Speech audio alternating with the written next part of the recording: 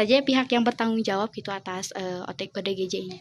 Maksudnya bertanggung jawab di dalam pengobatan atau di dalam kehidupan sehari-hari? Kalau bisa mah dua-duanya gitu Pak, jadi biar ini. Kalau kehidupan sehari-hari itu ada kakaknya, Oh namanya iya, si kakaknya. Herman. Kalau dalam pengobatan itu ada tugas kami dari Ibu PKK, yaitu yang suka rutin secara diobatin kan. Iya. Sekarang udah kelihatan bersih. Iya, Dulu mah memang kotor sekali. Sekarang alhamdulillah beliau sudah agak kelihatan bersih dan sudah tidak ngamuk-ngamuk gitu. Iya ya, alhamdulillah. Berarti perannya itu yang kalau dari rumah itu kan ada apa Irma itu. Terus kalau misalnya dari dinas ini ya sosial gitu ya. Ada Ibu PKK-nya ya. Iya, lanjut aja ke tanya kedua, apa saja sih bentuk gangguan yang telah ditimbulkan oleh ODGJ tersebut terhadap warga gitu?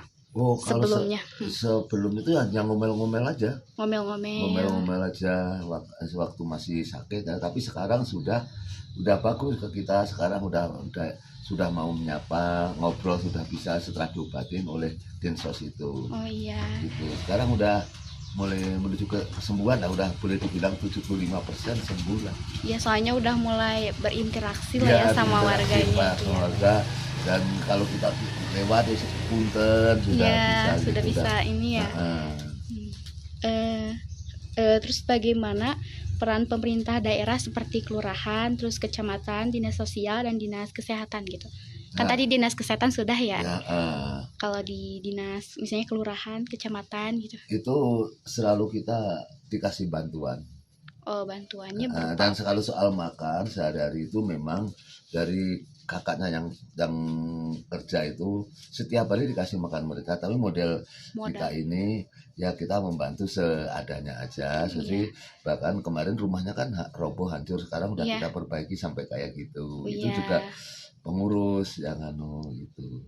Pengurus dari ini LPM. Oh, LPM namanya. LPM kerja sama RW 04 sama dengan kelurahan. Oh, sama kelurahan ya. Bahkan kecamatan juga ada ikut itu. Oke. Apakah ada gangguan gitu? Maksudnya gangguan penghambatan gitu dari administrasinya gitu? Rasa saya nggak ada sih, nggak ada. Soalnya yang mengurus itu nama Ibu Yuyu itu selalu ada apa-apa langsung cepet gitu, langsung ditangani. Nggak ada hambatan. Oke. Ya. Apa saja gitu solusi yang dilakukan pemerintah pada tahun ini gitu dalam menangani ODGJ ini supaya sama pencegahannya gitu, supaya hal yang serupa tuh nggak akan terjadi gitu. Kalau itu pengobatan secara rutin dari Dinsos itu rutin yang ditanganin oleh Ibu Yuyu gitu. Ibu Yuyu namanya. Ibu Yuyu namanya itu yang suka ngurusi ke Dinsos. Pengobatan rutin, terus komunikasi. Kalau kita juga suka diajak komunikasi. Jadi supaya tidak ini ya Pak ya. Oh ini gini, secara ekonomi dia saat ini nggak kekurangan. Gitu, ibaratnya begitu. Kalau dia sampai kekurangan, terus ada suara-suara yang ini, dia akan kambuh lagi. Jadi makanya selama ini kita tuh semua udah mencegah, jangan kita rangkul aja kita supaya dia tuh nggak stres lagi. Iya betul. Itu stresnya tuh karena dulu tuh dari pihak suaminya kan. Oh, pihak suaminya. Tuh, dalam rumah tangga itu kan selalu dulu tuh bagus, dia tuh kerja bagian keuangan juga sih. Setelah kawin itu keganggu sama suaminya. Jadi penyebab salah satu faktornya itu karena suaminya. Jadi faktor awalnya tadinya nggak apa-apa, biasa. Iya. Kita tahu riwayatnya dari bayi kok. Jadi dia tuh awal mula sakit itu dari suaminya. Sekarang ya suaminya sudah kemana? Kalau kesini sudah kita usir soalnya. Gitu ya. Secara singkat aja ya. Kalau kita menceritakan mendetail, nggak akan selesai 3 hari kayaknya. Iya, soalnya lama ya. Udah itu. Terus rumahnya itu juga sudah kita kamar mandi kita bikin Bagusin bagus, ya. air kita bikin tower yang bagus supaya dia tuh betah. Enggak ini betah ya. Mm-mm. Udah mungkin itu aja yang bisa saya wawancara. Semoga gitu ya dari wawancara ini bisa menyelesaikan tugas saya gitu ya. Iya. Makasih banyak ya. Dari kampus mana? Dari Universitas Islam Negeri Sunan Gunung Jati. Di UIN. UIN yang di Cibiru. Iya di Cibiru. Iya. Mudah-mudahan sukses ya. Iya. Makasih ya Pak. Oke. Perkenalkan, nama saya Andini Nuraini. Saya mahasiswa semester 2 dari Universitas UIN Sunan Gunung Jati Bandung. Di sini saya akan meneliti kasus tentang ODGJ di wilayah Haurpancu 2, Kecamatan Coblong, Kelurahan Lebak Gede, Kota Bandung, RT 01 RW 04. Sebelum masuk ke wawancaranya, boleh Bapak diperkenalkan namanya siapa? Perkenalkan, nama saya Didin Sahidin, sebagai warga Haurpancu 2 yang bertepatan dengan tetangga saya yang bernama Umiati. Kebetulan dia ODGJ di daerah saya. Langsung aja ke pertanyaan pertama. Sejak kapan Bapak tuh mengetahui awal mula Umiati itu menjadi ODGJ? Awal mula ya dari tahun 2015. Berarti sekitar 10 tahun yang lalu ya Pak ya? Iya. Gangguan seperti apa yang biasanya dilakukan oleh ODGJ tersebut terhadap warga? Nah, apakah pernah membahayakan orang lain secara fisik atau merusak properti gitu? Ya awal mula cuma ngomel-ngomel aja, tapi udah lama kelamaan ya merusak juga properti dan pernah melempar jendela rumah saya. Begitu? Iya. Terus apakah warga pernah melaporkan ODGJ saat sudah susah terkendali kepada RT RW? Ya kayak tadi juga udah melewati batas. Nah, apa yang tadi dilakukan tuh langsung dilaporkan atau gimana Pak? Ya langsung dilaporkan, sementara udah kelewat membahayakan ya, ke udah membahayakan masyarakat. ya. Iya. Terus bagaimana respon RT RW-nya tuh? Ya responnya menanggapi, dia langsung melapor ke kecamatan, langsung ke dinas sosial. Begitu. Terus apa pendapat Bapak gitu tentang penanganan yang baru dilakukan pada tahun 2024? Apakah sudah cukup baik? Ya sekarang kelihatannya udah cukup baik. Paling ya berobat jalan aja. Begitu ya. Oke, mungkin itu aja yang bisa saya sampaikan gitu ya Pak. Terima kasih gitu ya atas kesempatannya gitu.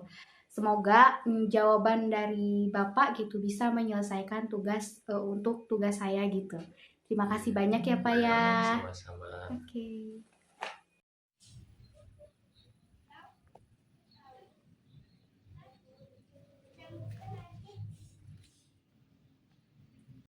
Nah, tadi itu ada video wawancara dengan mantan RW yang menangani kasus dari ODGJ di wilayah Haurpancu 2 di Kota Bandung ini, dan juga warga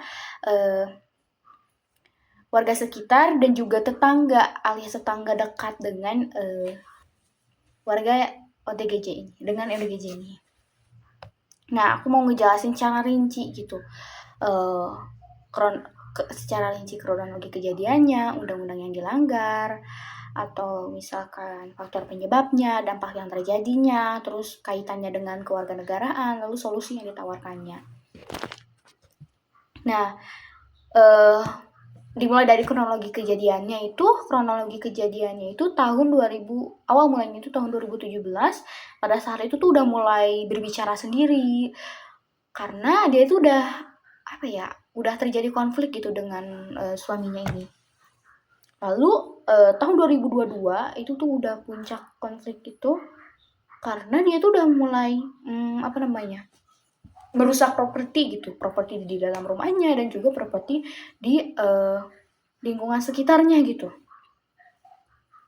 Karena saat itu tuh dia tuh udah mulai ditinggalkan oleh suaminya, padahal dia tuh baru melahirkan anak yang keempat ini. Nah, anaknya tuh diberikan dan dirawat oleh mantan RT di sekitar wilayah Haurpancu 2 di Kota Bandung ini. Lalu ada undang-undang yang dilanggar. Ada 3 undang-undang yang dilanggar, yaitu ada UU nomor 36 tahun 2009 tentang kesehatan pasal 71.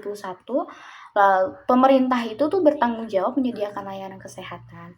Lalu UU nomor 18 tahun 2014 tentang kesehatan jiwa pasal 52 dan 56. Nah, ODGJ terus.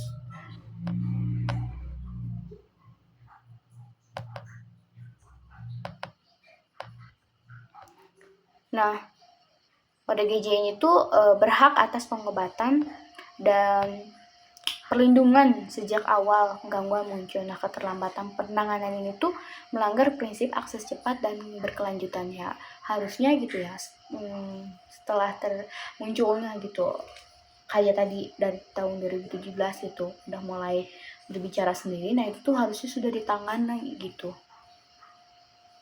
Lalu ada UU nomor 39 tahun 1999 tentang HAM pasal 8, negara tuh memenuhi hak ODGJ.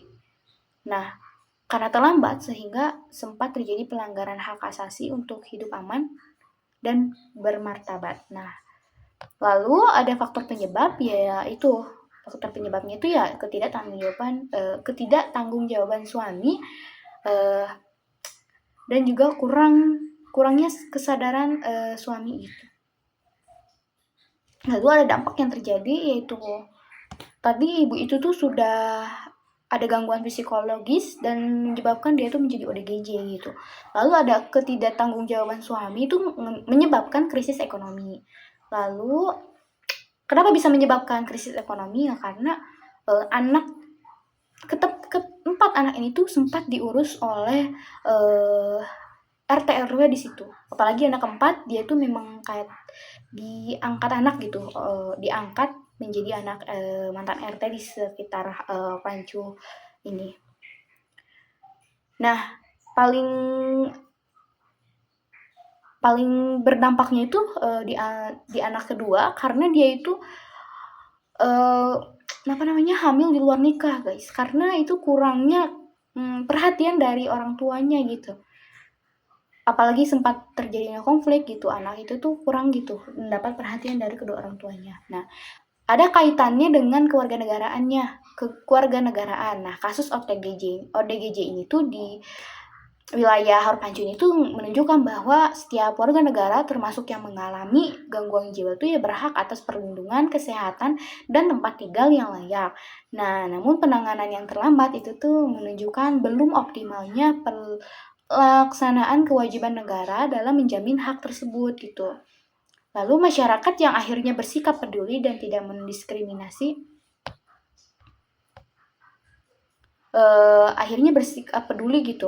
tidak mendiskriminasi, mencerminkan nilai-nilai kewarganegaraan seperti gotong royong, toleran, dan keadilan sosial. Nah, kasus ini juga gitu menguatkan pentingnya pendidikan kewarganegaraan dalam membentuk warga yang aktif, peduli, dan sadar hak serta kewajiban.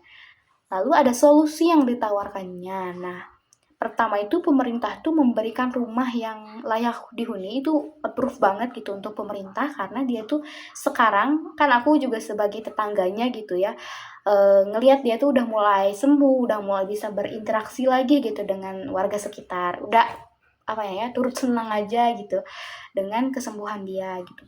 Lalu ada dinas sosial dan kesehatannya tuh memberikan pengobatan rutin gitu. Nah, sampai sekarang juga dia tuh tetap menjalankan pengobatan rutin ini.